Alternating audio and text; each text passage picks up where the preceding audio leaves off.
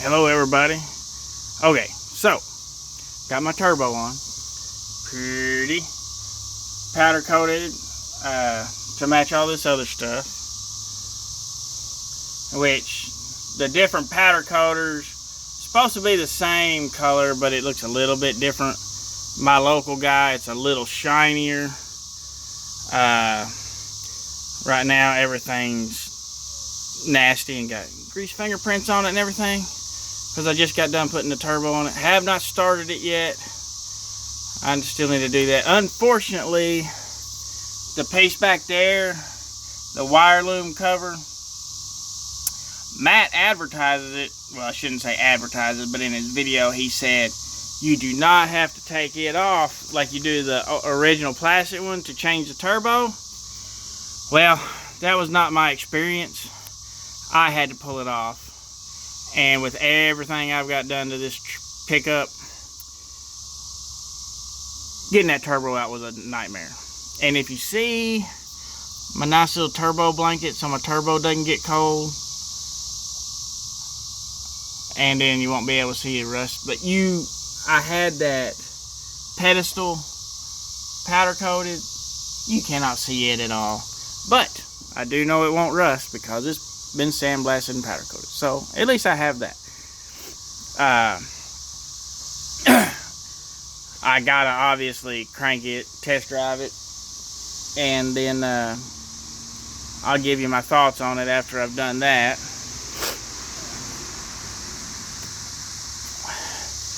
But I mean, I like the way it looks with everything powder coated. I mean, it sure stands out now, doesn't it? But as long as I didn't do anything wrong, obviously I'm gonna wash the pickup. This sucker, it is filthy. Haven't driven it in quite a while. It just sits here in my carport and collects dust. That's what she spends most of her life doing. But she's my pride and joy, and I don't drive her very much because I don't want to put all the miles on her and wear her out, because she's irreplaceable. But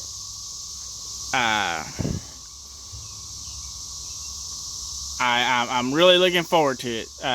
The turbo blanket is supposed to make it spool faster. I don't know if you guys know anything about turbo blankets. I called the people at KC Turbos, and I tell you what, the guy at KC Turbos, he was awesome. Talked to him for quite a while about just all sorts of different stuff. But I wanted to know his opinion on putting the turbo blanket on it. Is it good? Is it bad? I wanted to use one because I wanted as quick a spool as I can get. I want that sucker to spool just as fast as I can possibly get it to spool. And that's what a turbo blanket is supposed to do. It keeps that heat in there. It's also supposed to lower your underhood temperatures, which, I don't know, maybe it does, maybe it doesn't. I mean, if it keeps it in the turbo and out the exhaust, I mean, I guess it can't hurt. But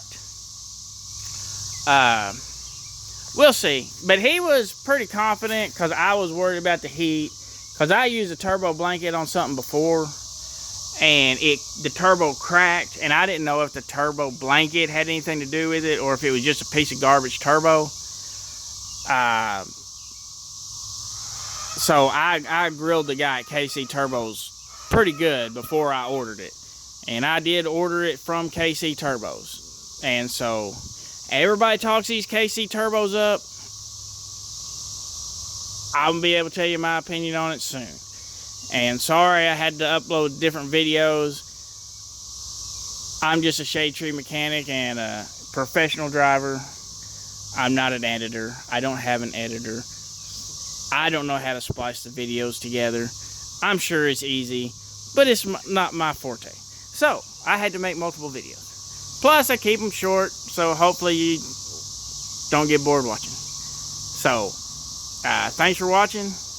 I have every intention, unless something goes drastically wrong, going to the Ultimate Call-Out Challenge next weekend and getting some dyno numbers on it. If you followed my build, pretty much told you everything that I did to it in my build.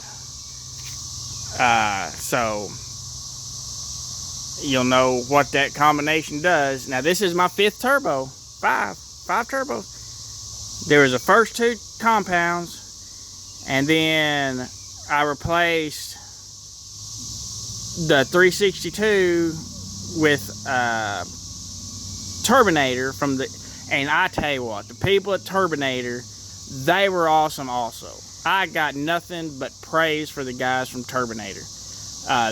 They actually custom built me a turbo and sold it to me for the normal price because they were trying to help me.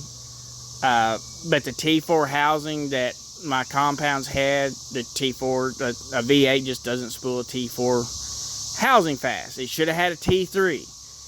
If I had a T3 housing on it to begin with, I would probably still have compounds. But I'm not a good enough welder, or I don't have all the stuff. I couldn't make a new set of up pipes. So I went back to a single. And so that was 3. And then I did the